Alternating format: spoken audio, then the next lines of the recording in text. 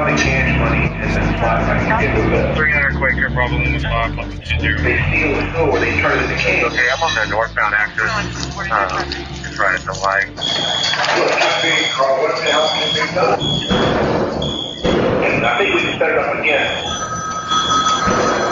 If you like what you hear, go to ganglandwire.com. We need you to put a hit out on our donate button. Follow us on Facebook at facebook.com/ganglandwire. Follow true crime storyteller Gary Jenkins on Twitter at Jenks Law. Buy the DVD Gangland Wire or download the Kansas City Mob Tour app. And now, here's Gary Jenkins. Welcome, folks. I'm back here with my good friend Aaron. Say hello, Aaron. Hello, Aaron.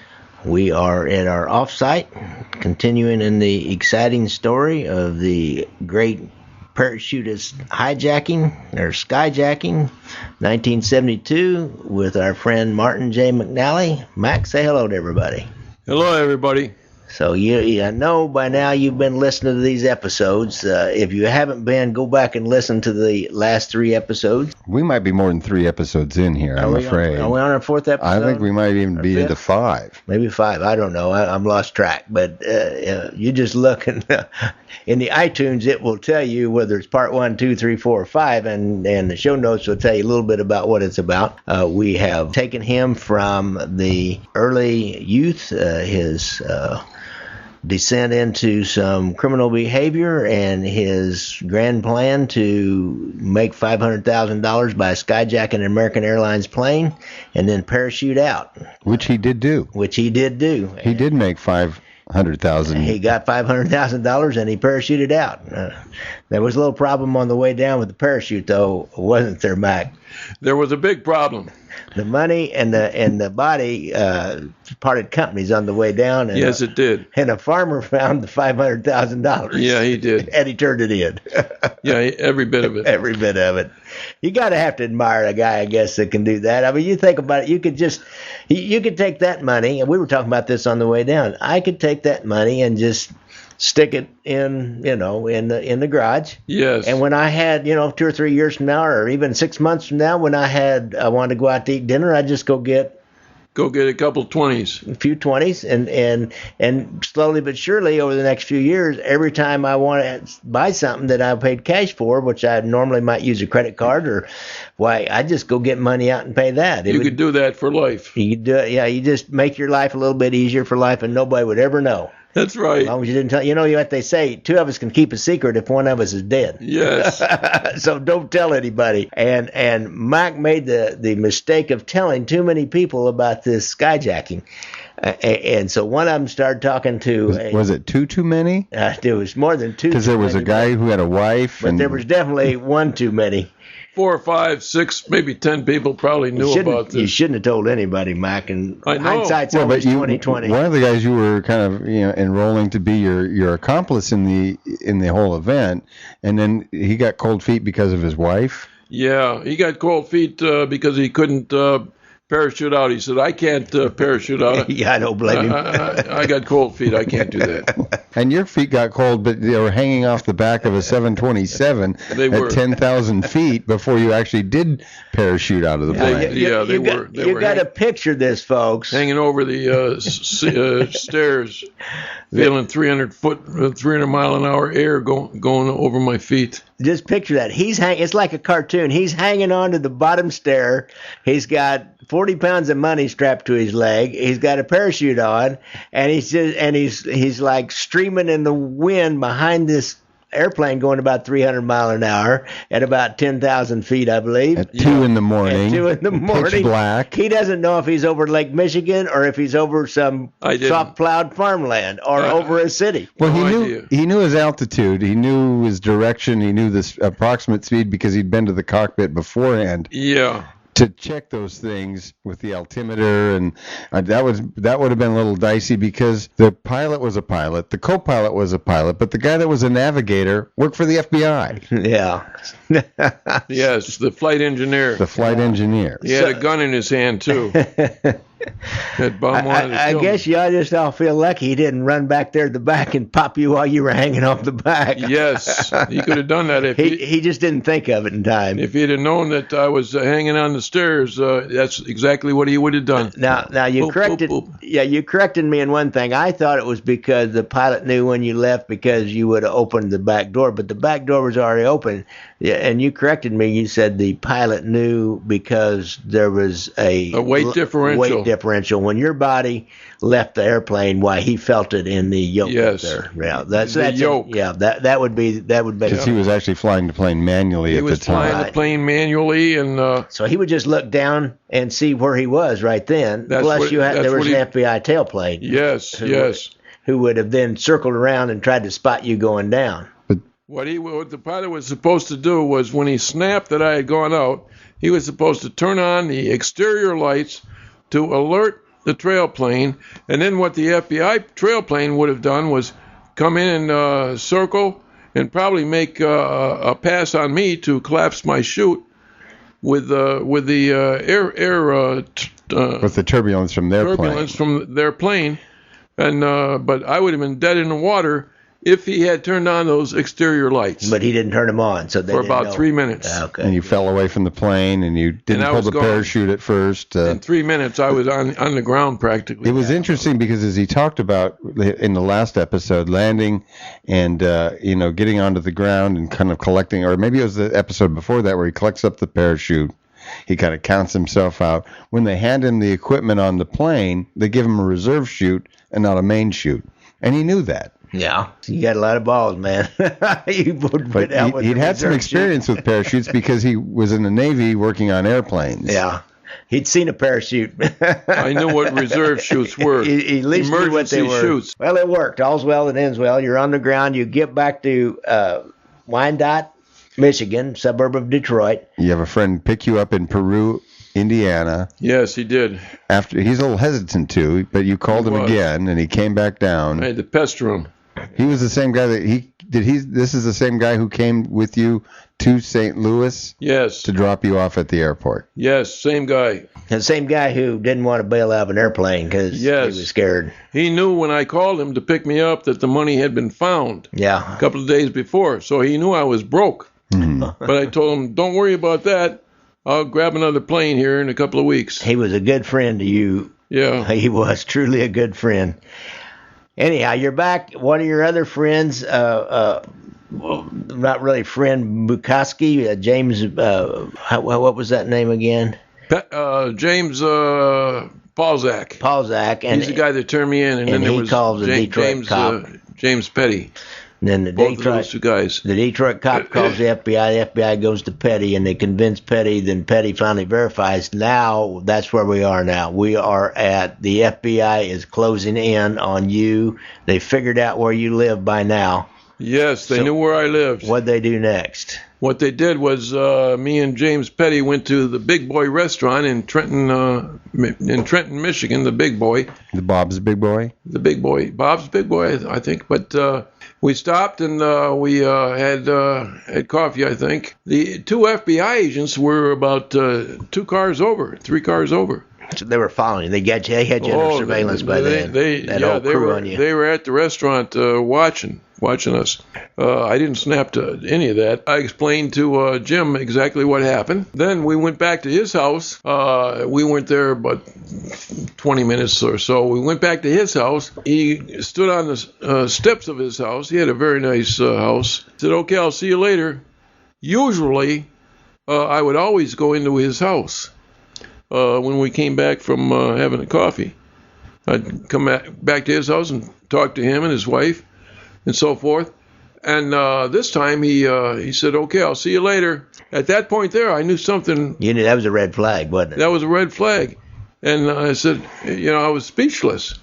And I looked around and I saw a car across the street that shouldn't have been there. With a 30, 40-year-old white guy wearing a coat and tie. There was a car across the street. Was it And Michigan plates, or you didn't see? I didn't look at the place, but it definitely was out of place. And I looked at that car and I snapped that something doesn't look right. I got in my car, my 65 Ford. I left the area, but as I think back on it now, I should have went around the block and got out of my car and looked. I should have watched his house to see what was happening there. If I had done that, I would have seen 2 FBI agents come up to Petty's house and talk to him. And at that point there, he would have told him, yeah, he's the guy. You know, he's definitely did that score down in St. Louis. But I didn't do that. I left there and I went over to an old friend of mine, Clayton Drury. He's an ex-convict. He'd been in Michigan Penitentiary for about 8 years. But he was an old friend, trusted friend. And I went over to his house. That was the first time I had seen him since I had for probably over a year, because he was convicted in federal court of possession of a firearm. But he had gotten out on Monday. He'd gotten out the Monday that you made it back to Wyandotte. He got out of prison on Monday.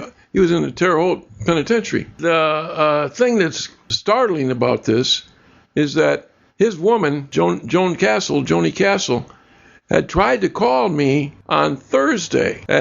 She tried to call me on Thursday at about 5 p.m. And she was going to tell me that Clayton is going to be released on this Monday. The writ that he had filed had been successful. I didn't get that phone call because me and Petlikowski had started for St. Louis at 3 p.m. on that Thursday. But if I had gotten that call from her, I would have canceled the trip to St. Louis. Okay? I would have canceled it.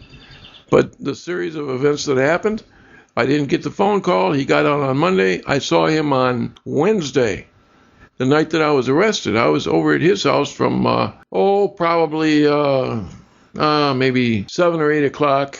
I think it was maybe 7 or 8 o'clock until about 11:05 when I left his house. I left he and Joni going back to my place, and I had mentioned to him that, you heard about what happened in St. Louis with that skyjacking? He said, yeah, I heard it. I said, that was me. He says, no way. I said, yeah, that was me. I lost the money and I got all fucked up. So he didn't believe it, but so I'm going home. Well, but your face is still probably bruised up and a little lacerated. Yeah, it was still a little bruised up and everything. No question about it. From your hard landing.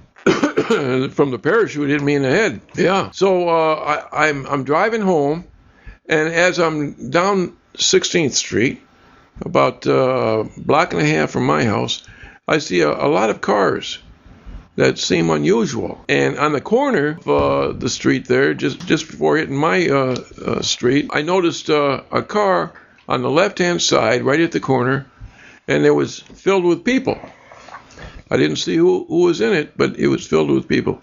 I thought that was definitely unusual and made me extremely paranoid. So as I'm driving down the street, the car that's over on the left blinks its lights. Bleep, bleep, bleep, bleep. It blinked its lights. And then I knew something was really up. And so I'm driving down the street, going to my house, slow. I'm not going to stop at my house.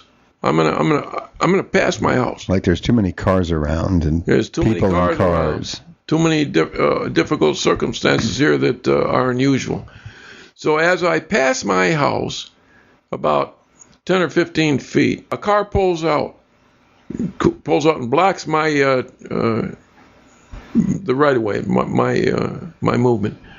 Pulls out, and people jump out of this thing, and at that point there, I know the jig's up. I could have put my car in low gear, floored it, and that car would have took off like a bullet. I would have gone over the curb and gone on my way. I didn't do that for a very good reason. Joseph Louisel was a mob attorney in Detroit, and he had told me in a case that I had for possession of slugs, quarter slugs. He told me that never run from the cops, ever. If they're ever come down on you, let the arrest go down smooth, because there may be something in that arrest that is going to get you off. So I'm thinking about Louisville. I stopped the car. There must have been 20 agents there. They had rifles, pistols, and everything pointing at me. Get out of the car. Get out of the car. My window was down at this time, and I put my hands up, got my foot on the brake, and I said, I got to turn off the engine. And at that point there, they stood down pretty much so. They weren't frisked. I said, I got to turn off the engine. I got to put it in park. So I said, okay, go ahead. So I took my hand down, turned off the engine, put it in park. They said, okay, step out. So I stepped out of the car. I think it was Neil Welch, the director of the Detroit FBI. He said, are you Martin McNally? I said, who? He said, are you Martin McNally? I said, who's he? And the chief of police in Wyandotte was there too. He knew me. He said, that's him. That's him. So Neil Welch said, Martin McNally, you're being arrested for suspicion of aircraft piracy. I said, what? And he says, yeah, you're under arrest. I said, oh, all right, okay. So they put my hands on the car and they frisked me. Did you have a weapon on you at the time? No. Because the gun that you had modified when you hijacked the plane, which was a 45, wasn't a machine gun. No, they would say. You had a 25 caliber. I had a 32. I think it was a 25 or 32 caliber Beretta. But you had thrown that out when the sheriff in Peru picked you up on the side of the road. I threw that out, and that was found a couple of days later. So they put me in handcuffs and put me in the car. These agents in the front seat and over to my left, they gave me my Miranda rights, and they wanted me to sign the card on my rights. And I said, I'm not signing anything. And they said, well, now that we have you arrested, is it okay if we go into your house to look around? And I said, no, you can't go into my house. And if you did go into my house before a search warrant, you blew this case out of the water. Illegal search. I said that, So I'm not authorizing anything. So they took me down to the Detroit Federal Building. We went in there. What time was it? About 11:30, maybe quarter to midnight that we got there. And I said, I need to make a phone call. And they wouldn't let me make a phone call right away, but eventually I got a phone call. And they made the call. They said, who are you calling? I said, I'm calling Arnold Shapiro, an attorney. The FBI agent made the call and got this guy on the phone. Told me later that this guy sounded like he knew that you were under arrest. Well, I didn't find out until later that he did know, because James Paulzak had Arnold Shapiro as his attorney. And James Paulzak certainly told Arnold Shapiro that I was going to be arrested for that skyjacking in St. Louis. No, he had him as his attorney beforehand because he knew something was going to come down. Arnold Shapiro was both of our attorneys. Okay, he was a very good criminal attorney. I'm talking to him on the phone. He says, "Don't say anything at all. I'll be down there in the morning. Keep your mouth shut." So in the morning, he came down to the Federal Building. But in the meantime, I would imagine before 2 o'clock in the morning, they also got calls from 3 other attorneys. My dad had been notified, and he sent an attorney down. A woman by the name of Kay Skoloff, an attorney in Detroit, she had heard it on the news. This thing hit the news very fast. That they had caught you. They had caught me. Yeah. Had been arrested. I mean, everybody and his brother knew that I was under arrest on this. But this was just, at this point, you were really only a suspect, even if you were the prime suspect. That's true. I was just a suspect. But case like this, the FBI calls a press conference immediately. They had news media at the Federal Building very fast. Yeah. And they took a bunch of photographs of me. The FBI did, and passed these photos out to the news media. In the morning, that very same day, they had people flying in from all over the place for a lineup. I stood a lineup, and I found out later that one of the FBI agents told one of the stewardesses who they had under arrest and what I was wearing. Okay?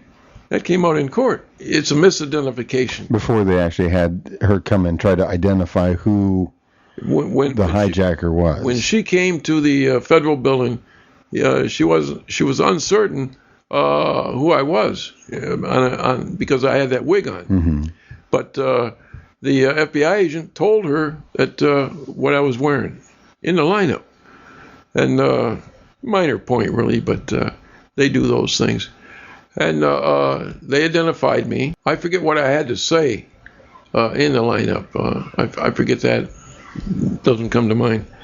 There was maybe some line that you had said when you were on the plane? Some line that I had said on the plane for the voice identification. Bring me a parachute. Bring me a parachute. And now any other people in the lineup? Do you have any idea who they were at all? They were FBI agents. They were just plants there to fill in to fill in the field. Yeah. They had about 7 or 8 of them, but everybody picked out me.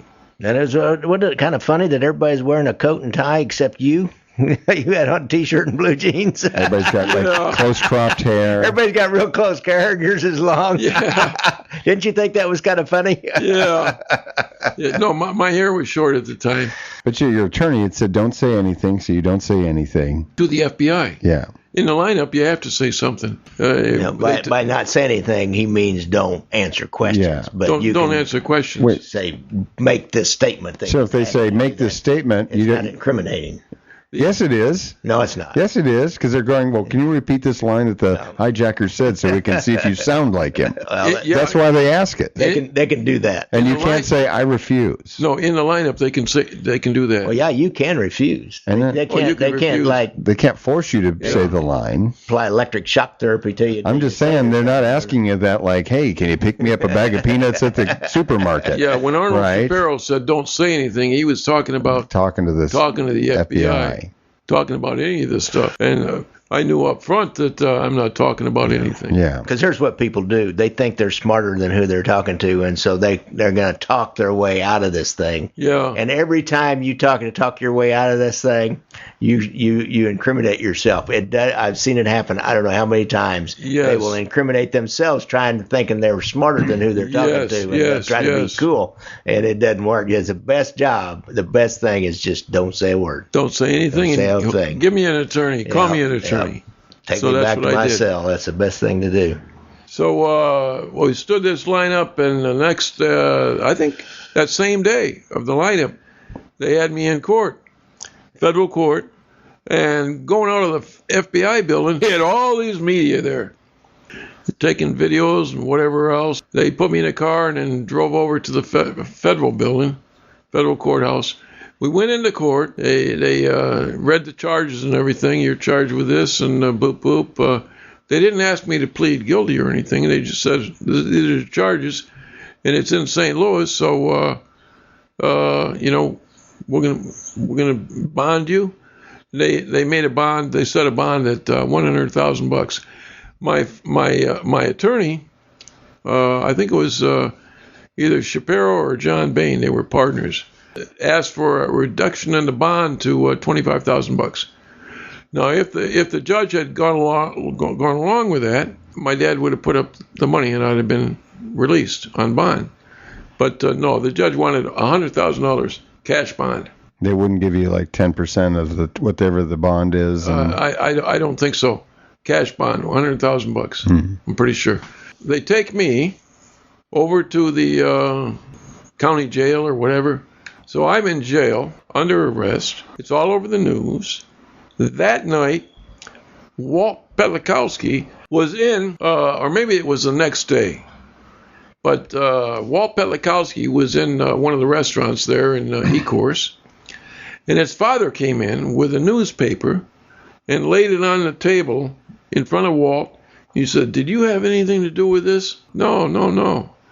So now this is let's say 24 hours after my arrest. Mm-hmm. Boom, 11 or 12 o'clock at night. 2 hours later, Walt was in a bar or something, but he left the bar, went back home. He came up to the door, and his wife Fay was there. He said, what should I do? Or Fay said, what are you going to do? So Walt said, I'm going to go turn myself in.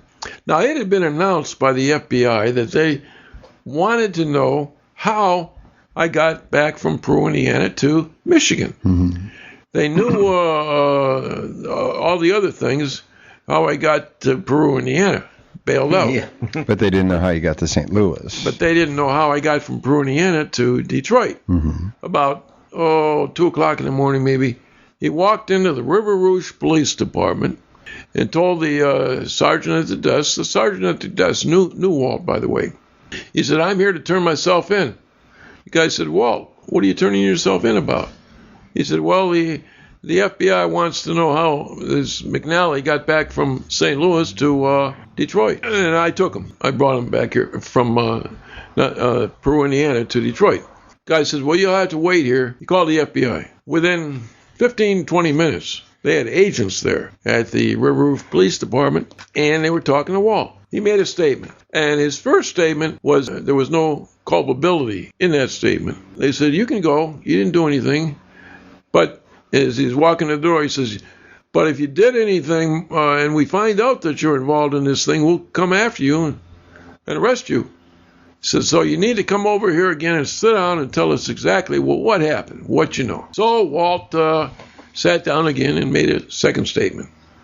Some of the statements that he made created culpability. They said, well, we're going to have to hold you for further proceedings on this because you were involved. So what you need to do, since you were involved, you need to tell us everything about this, everything that happened, and come clean. On his third statement, he told them everything. Spill the beans. What happened to the attorneys? He didn't have any attorneys. Oh. I'm the one who had the attorney. He came in there without any attorney himself, and he wanted to turn himself in to let the FBI know how I got back from Peru, Indiana. Now, that's exactly what I told him not to do. Mm-hmm. I said, they'll come to you anyway, but keep your mouth shut and deny everything. They took him the next morning, so it's about 2 or 3 o'clock in the morning.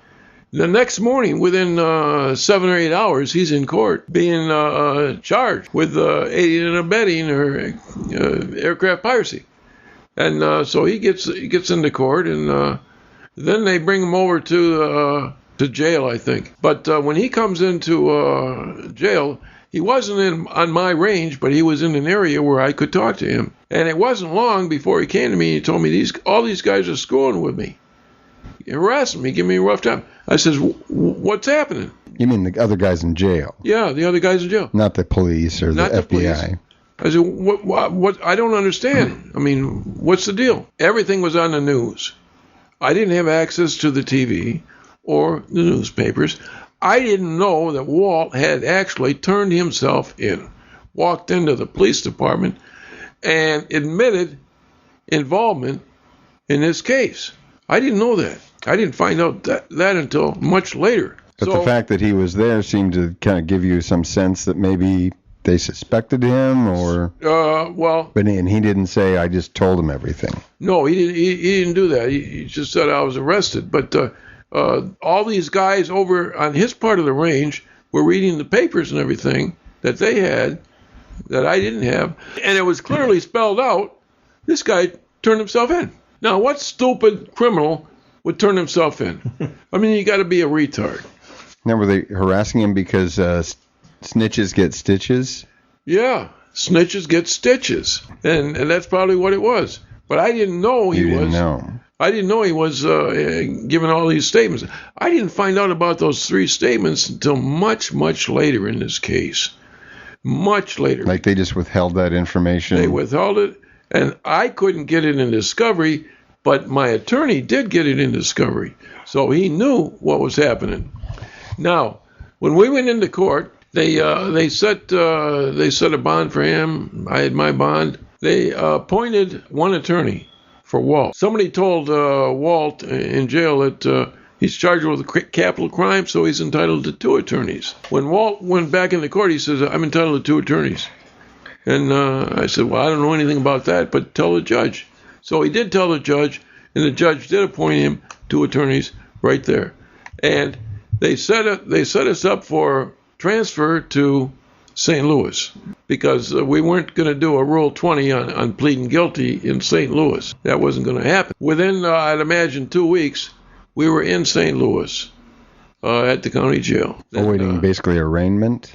Had they filed specific charges against you? Yes, the arraignment occurred. We were arrested in Detroit. The actual arraignment, and filing of the actual indictment, that came in St. Louis. So what was that about a search, a bad search? Okay, I don't think we've discussed this, but I was arrested. They had asked you if you give them permission to search your house. They asked for permission. And you didn't give it. No. What happened on this is this, and I didn't find this out until much later. When we got down to St. Louis, the judge had set this case for a very fast trial. I told the judge, I says, we've got to set this trial off. We haven't done our investigation. I don't know what happened in this case, how I got arrested, why the arrest went down, and we got to investigate. What can we do to get a delay? And he said, there's only one way. You'll need to file a motion for a competency evaluation. So I said, file it. Get that filed. And how long will that be? He said 30, 60, 90 days delay. I said, that's what you need to do, and we need to investigate this. He filed a motion, judge granted it, and I was sent down to Springfield Medical Center, along with my... Springfield, Illinois? No, Springfield, Missouri. They have a federal hospital down there, and that's where they send everybody for... Did I say Illinois? No, you just said Springfield. You just said Springfield. I just wanted to clarify. Springfield, Missouri. Missouri. Yeah, Springfield, Missouri. Walt, too, was given a competency evaluation. So both of us went down there. My attorney, Frederick Mayer, filed a motion to have... expenses paid for him to go to Detroit. The judge would not pay for a second attorney to go. And I told my attorney, I says, I want both of you to go. So talk to my father, and he'll give you the money for your expenses going, both of you, to Detroit. They went to Detroit. They got with my youngest sister. There was Paul Rapaski, was a law student. Paul, I think his name's Paul Rapaski. And everybody went around questioning the neighbors in my area. And they came back with some revealing data. And it indicated that the lights in my house had gone on for my arrest and throughout the night of my arrest. Throughout the night. Now, this is well before issuance of a search warrant. They didn't have a search warrant at this time. They didn't get a search warrant until the next day. Were you not staying at your own house at that point? I was staying at my house. And you'd been out that evening, and you never got back into your house. I had been out, and they had been on me, I think, about 7 o'clock. So what you're saying is they were following you, watching you, and there's another crew inside your house looking around, probably. Well, they lost me at Petty's. When I left Jim Petty's house at about 5 or 6 o'clock and went over to Clayton Drury's house in Riverview, I think it was. Now, they lost track of me. At 7 p.m., an arrest warrant came in from Washington, D.C., I believe. And so they had authorization to arrest me at 7 o'clock. But they didn't see me until I came by my house at about a couple minutes after 11 p.m. Data that I got is that lights were going on in my house before my arrest and throughout the night. And neighbors, especially Mrs. Hicks, who lived right next door, she actually saw people going in the back door. She was snoopy anyway, but she was a good woman. She'd be willing to testify to this in court. She did. I had all these neighbors coming into court talking about what had happened. This was in the appellant case. Not in the original case, but rather when you appealed? No, this is in the original case. Oh, okay. In the original transcript. We had a suppression hearing that lasted about a week. So we had probably 40 or 50 witnesses coming in to testify. One FBI agent testified that they weren't concerned about the lights in my house because they knew I had an electronic timer in the house that turned lights on and off. I think he said on and off. Mm-hmm. But when that happened, when I heard that testimony, I told my Fred, my lawyer, I said, Fred, nobody, absolutely nobody knew I had a timer in my house to turn those lights on. They didn't turn lights off. They turned them on at about maybe 10 p.m. every night. Mm-hmm. And I said, this indicates that they were in my house before that issuance of the search warrant. After the suppression hearing, my attorney, Frederick Mayer, came into the U.S. Marshal's cage, and he says, Mac, the motion to suppress is going to be denied.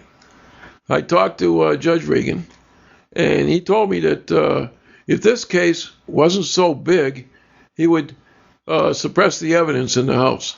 But because it's so big, he won't do that. And if it is suppressed, it'll have to come from a higher court. My attorney should have filed a motion for recusal. Yeah. With an affidavit to support the motion, affidavit of prejudice, and whatever else. To recuse the judge. To recuse the judge, to have him off the case, and that particular incident would have been published throughout the area, throughout the media, that this judge is being kicked off for the statement that he made to my attorney in chambers, that he would dismiss the charges if it wasn't such a big case. If it was a minor marijuana case, something like this. But this thing was so huge, he wasn't going to do it. Okay? I appealed on that particular issue, and I went before the 8th Circuit Court of Appeals. I raised, I think, 4 issues. Yeah, I think that was one of the elements that I had been able to find online. That was a big issue in the case, and the 8th Circuit Court of Appeals denied it. Okay? They denied it. They were a higher court. Yes. But a higher court. Nonetheless, because the actual case was so high profile. Sometimes murder cases get dismissed on illegal searches. Mm-hmm. Okay? But the fact of the matter is, I had all the testimony, all the evidence. The case weren't so big it was dismissed the charges. Now here's something. On the fruit of the poisonous tree, you know that. Sure. If you've got an arrest and you've got a bogus search, under the fruit of the poisonous tree, all evidence that comes after that has to be suppressed. Mm-hmm. So we're talking about the entire case.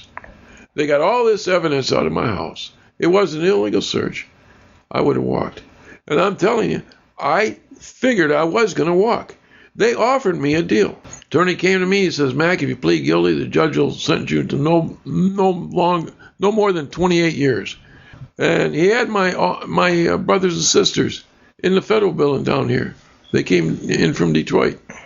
And they were in the room, and everybody said, plead guilty. You know, you did it, plead guilty. And I told everybody, I said, I would, but there was an illegal search in this case, and under no circumstances will I plead guilty. It's going to go to court and whatever. I would have had a 28-year sentence if I'd have pled guilty. And if you had pled guilty, would they force you to serve the entire 28? No. What happens on this is that in all of these things, I didn't know. I didn't know the law. But 2/3 of the time, you do 2/3 of the 28, and you go home on a mandatory release. But that was 28 total because you had 2 air piracy charges. It would have been 28 total, period. If I could go back and do that over, I would take the plea. Because here's something else that Fred told me. He said the judge will allow you to appeal the suppression of the evidence issue, and you'll be able to take that issue to the Court of Appeals. And if that is suppressed, then there may be a dismissal of the entire case. You can do that. Now, like I said, I didn't know the law. I didn't know about motions for recusal, and I didn't know about, all the things that he was talking there. Well, you're dealing with the court system here. You're dealing with the court system in St. Louis, where the offense occurred, if you will. It's a huge public media circus of what had happened all the way through, really, to your arrest. Yes. And then they're releasing photos of you, and they're just fueling the fire could you? I mean, I think I was reading you tried to change for a motion for a change of venue. Change of venue. I needed to go elsewhere. Where would you go? That would be 100 miles from here. You think that would have made a difference, as opposed to being a little difference? When Pelikowski pled guilty on November the 29th, I think it was, my trial was to begin on December the 4th. Everybody in St. Louis would have heard that on the radio. It was all over the radio, all over the TV. Walter Pelikowski pleads guilty, and McNally's going to court. I knew I was dead in the water.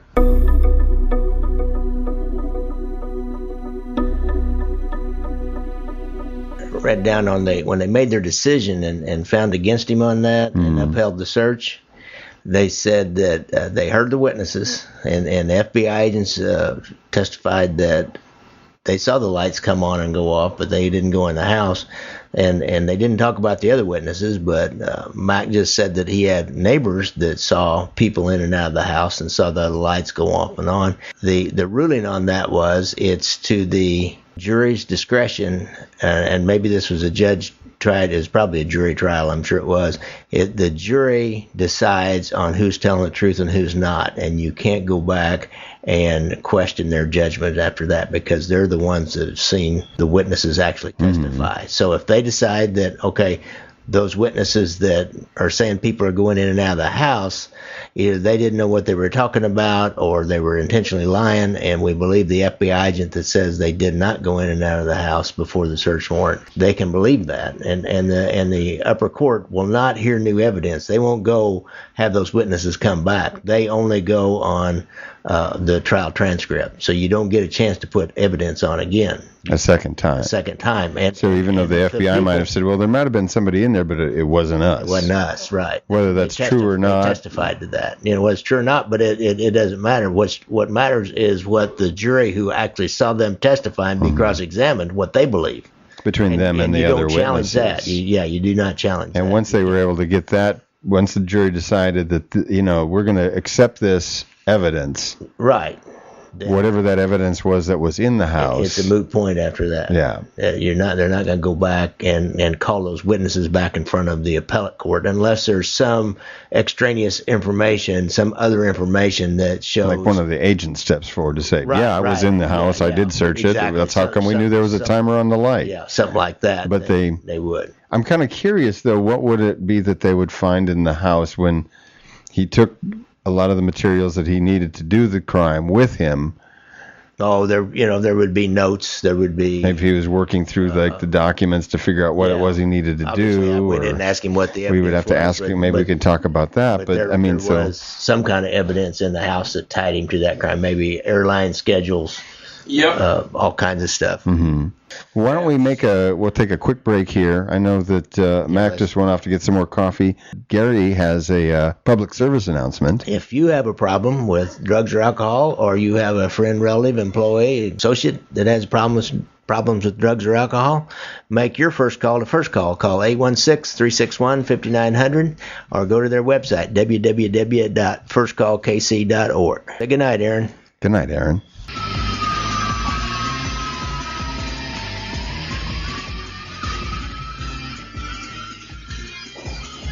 Music provided by Odd-O-Matic. Follow them on Facebook at Odd-O-Matic Music.